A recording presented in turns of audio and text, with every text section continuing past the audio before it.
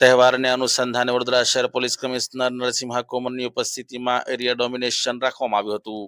આવતીકાલે જ્યારે રામનવમીનો તહેવાર હોય ત્યારે રામનવમી નિમિત્તે વડોદરા શહેરમાં રામજીની ભવ્ય શોભાયાત્રા નીકળતી હોય છે, ત્યારે કોઈ અનિચ્છનીય બનાવ ન બને ત્યારે પ્રાથમિકતા પોલીસ દ્વારા સૌપ્રથમ આપવામાં આવતી હોય છે અને ચુસ્ત પોલીસ બંદોબસ્ત વચ્ચે રામજીની શોભાયાત્રા નીકળતી હોય છે। ત્યારે આજ રોજ વડોદરા શહેરના ભૂતળી ઝાપા મેદાન ખાતે વડોદરા શહેર પોલીસ કમિશનર નરસિંહા કોમર અને એડિશનલ પોલીસ કમિશનરની ઉપસ્થિતિમાં અને અલગ અલગ ઝોનના ડીસીપી, અલગ અલગ ડિવિઝનના એસીપી અને અલગ અલગ પોલીસ સ્ટેશનના પોલીસ ઇન્સ્પેક્ટરો અને મોટી સંખ્યામાં પોલીસ કર્મીઓની ઉપસ્થિતિમાં એરિયા ડોમિનેશન રાખવામાં આવ્યું હતું। ત્યારે આવો સાંભળીએ કે આ અંગે વડોદરા શહેર પોલીસ કમિશનર નરસિંહા કોમરે પ્રતિક્રિયા આપતા શું જણાવ્યું। આવતીકાલે યોજનાર રામનવમીના ત્યોહારના સેલિબ્રેશનના પ્રયુક્તે વડોદરા શહેર પોલીસ તરફથી ડિટેલ્ડ સિક્યુરિટી અરેન્જમેન્ટ્સ કરવામાં આવ્યું છે।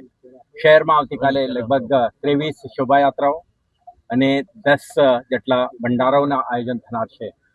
તો શહેરના જુદા જુદા પોલીસ સ્ટેશન જ્યુરિસ્ડિક્શનમાં આયોજન થનાર આ કાર્યક્રમ માટે સ્થાનિક પોલીસ સાથે સાથે બહારના એસઆરપીએફ, હોમગાર્ડ, ટીઆરબી સંયુક્તપણે એક વ્યૂહાત્મક રીતે આજે આપણે બંદોબસ્તનું ગોઠવણી કરી છે। 2 જોઈન્ટ સીપી, એડિશનલ સીપી, 6 જેટલા ડીસીપીઓ, 11 એસીપીઓ, 60થી વધારે ઇન્સ્પેક્ટરો, 140થી વધારે સબ ઇન્સ્પેક્ટરો અને 2000થી વધારે પોલીસ કર્મચારીઓ તથા શહેરમાં કાયમી ધોરણે તૈનાત 3 કંપની એસઆરપી ઉપરાંત બીજા 3 કંપની એસઆરપીએફ પણ આ બંદોબસ્તમાં જોડાશે। સાથે સાથે તમે જોયું છે આજે કે મોબિલિટીના સાધનો, સુરક્ષા સંબંધિત ઇક્વિપમેન્ટ્સ એન્ડ ટૂલ કિટ્સ, ટેકનોલોજીના માધ્યમથી પણ સમગ્ર બંદોબસ્ત પોલીસ અધિકારીઓ એટલે મેન, મશીન અને ટેકનોલોજી આધારિત આ સુરક્ષા વ્યવસ્થા આવતીકાલે અમલમાં રહેશે। તો સમગ્ર શહેરમાં આયોજન થનાર આ શોભાયાત્રાઓ અને ભંડારાના આયોજકો સાથે આપણા બેઠકો કરી છે। સ્થાનિક ધાર્મિક અને કમ્યુનિટી લીડર્સ સાથે પણ આપણા બેઠકોનું આયોજન કરીને આપણા સંકલન સાથે આયોજન કરવા માટેનું તમામ તૈયારીઓ થઈ ચૂક્યા છે।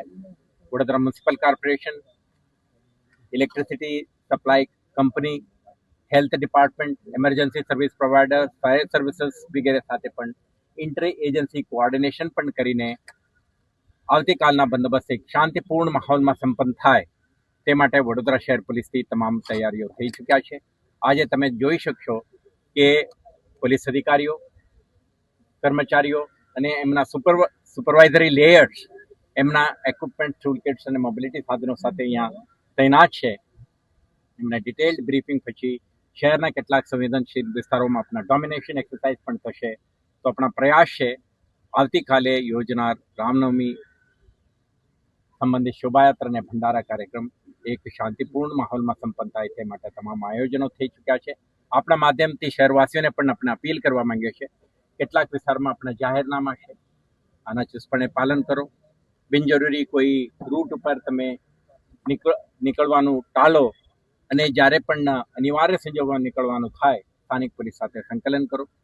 સાથે સાથે ભક્તજનો જ્યારે રોડ ઉપર નીકળે તો વરિષ્ઠ નાગરિકો, મહિલાઓ, બાળકો, દિવ્યાંગો એમના સુરક્ષાને પણ ધ્યાને રાખો અને પોતાના કિંમતી વસ્તુ વગેરે લાવવાનું ટાળો અથવા એવોઇડ કરો।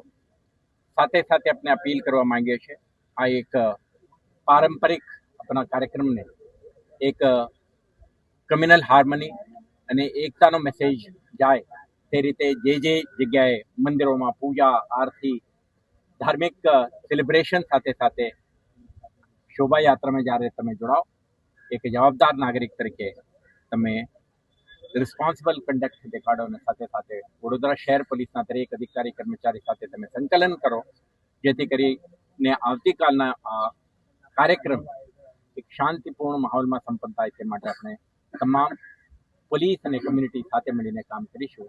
તો મને વિશ્વાસ છે કે આજના કાર્યક્રમ સારી રીતે સંપન્ન થશે।